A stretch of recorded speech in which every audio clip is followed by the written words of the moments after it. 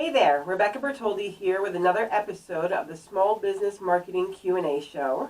We are on episode number 3, and every week I am taking questions from local business owners across the U.S., and I am answering them here for you, so everyone can learn together.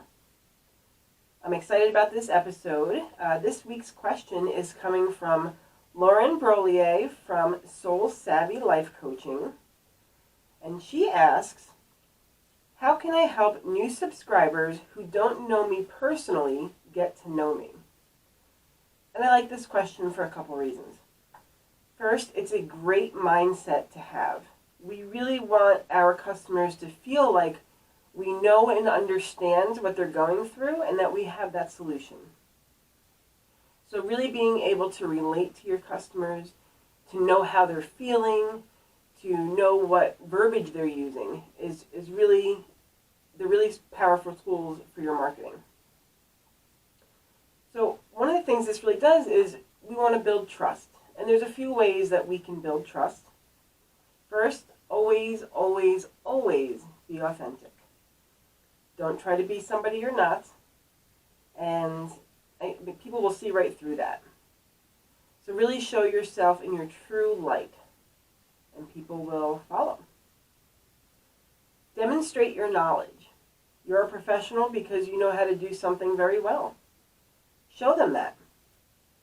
It doesn't have to be giving away everything, all your trade secrets, but one little tip that gives somebody a small win can go a very, very long way. They will at least start to trust you and get to know you as a professional. And the reality is, people really want to do business with other people, not necessarily with a faceless corporation. So we want to start putting a little bit more of ourselves into our marketing. And I'm not saying, go on Facebook and tell everybody what you're eating today, unless it's really great. But you want to share your story a little bit. How did you get to where you are? What challenges did you face at some point that maybe your viewers or your customers are facing? And how did you overcome that? You can also do some behind-the-scenes stuff. And again, social media is a great place to build these kinds of connections. So the next time you're going for training for your industry, take a picture, share it on social media. Show people that you are keeping up to date with your education. Show them that you are there and you're happy and proud to be there because you love what you do. The other thing I want to really stress is always put your customer first. And I have a great example for you guys today. As many of you may remember, back in 1982, Tylenol, the pain reliever brand, had a massive, massive recall. 7 people had died in the Chicago area after taking Tylenol that somebody had laced with cyanide.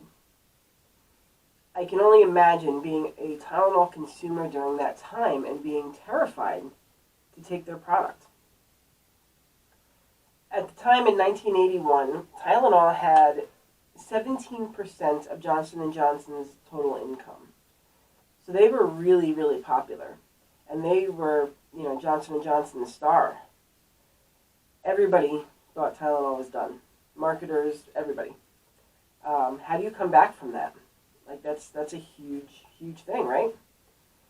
What they did was they showed to everyone that they were putting their customers first. It was people before profits.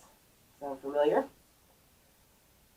They recalled 31 million bottles of Tylenol. And it was actually the very first recall that we had seen. Nobody had done that before. It was costly. It cost them like $100 million in the 80s to do that. But they did it. They offered replacement bottles. And they didn't shy away from media. They hit the problem head on. They took responsibility, and they created a way to ensure to their customers that they were safe to take their product. And that is when the seal on Tylenol was put into place. Can you imagine, like, 31 million bottles of Tylenol? So, as you know, Tylenol is still around, and obviously it worked. They had, at one point, before the recall, Tylenol had a 37% share of their industry. After the recall, it was about 7%. But within a year, they were back up to 30%. Stocks, the stockholders, they took a little bit of a hit, but they rebounded within a few months. Tylenol was upfront about it. They told their customers they were putting them first, and they showed them they were doing that. And that saved their brand. So, let's take a look at what we can do with new subscribers when they come in after seeing all these wonderful things about you online and on social media and on your website and everywhere else. So when your subscribers come in, a welcome message should be going out to them automatically, something you don't have to do. You set it once, and you get it set up to automatically go when somebody joins your list. This welcome message should really feel like you. You want it to sound like you. You want it to represent your values. You want to let the customer know what to expect from you and what to expect from them being on your mailing list. How often are they going to hear from you? What type of content can they expect? Those types of things.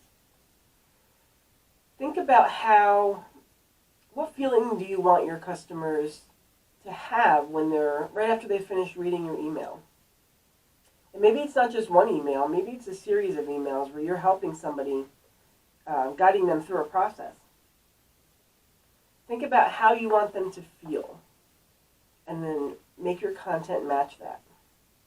If you want them to feel excited, you have to set up your emails so that they are either excited to move forward, excited to make a purchase, excited just to be on your list. Add value to every email that you send out. So even in this welcome message, it's a great opportunity to direct people over to your blog so they can start reading more about what they may have missed from past entries. And I also recommend that you kind of lead people by example. So if you are suggesting, so Lauren, in your case, you do a lot of work, you're a life coach, you do a lot of work with people that are trying to better their lives.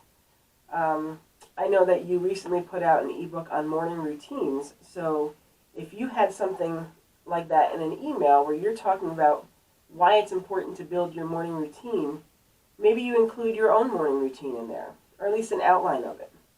Show people maybe how your morning routine has changed over the years based on how your needs have changed. Show them that you're doing this too. It's not that you're asking people, it's not do as I say, it's, do as I do. You're going to lead by example and show them that you're living proof that what you're saying works.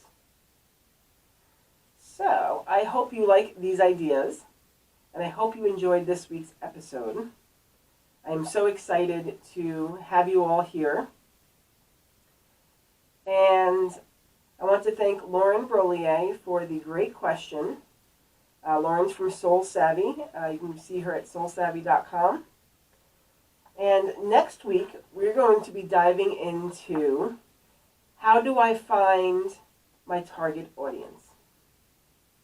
That's a big question, but we're going to tackle it. And I know you're going to be excited to hear the answer. So I will see you then.